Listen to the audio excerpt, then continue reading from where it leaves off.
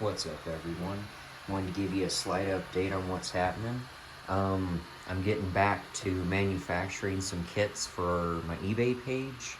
I also have a couple files I'm ready to put on cults3D.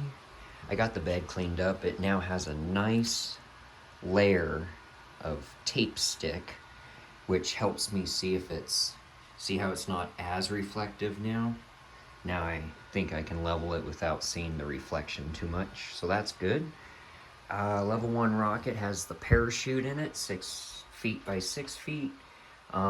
Basically the rocket is ready to go. I just need to get the motor, because honestly I'd really like to make sure, I have the motor tube in here and it's to spec and everything for a 38mm motor, but at the same time I just really would like to have the motor on hand so I can just see if it really fits snug or not snug enough. So motor is definitely going to be on my list of next things to come, along with my delay drill tool, my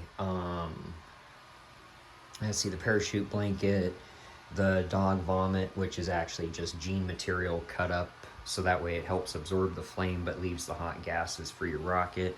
I'll get all that on video when I assemble it together. But yeah, as of right now, I think the next thing will be the motor.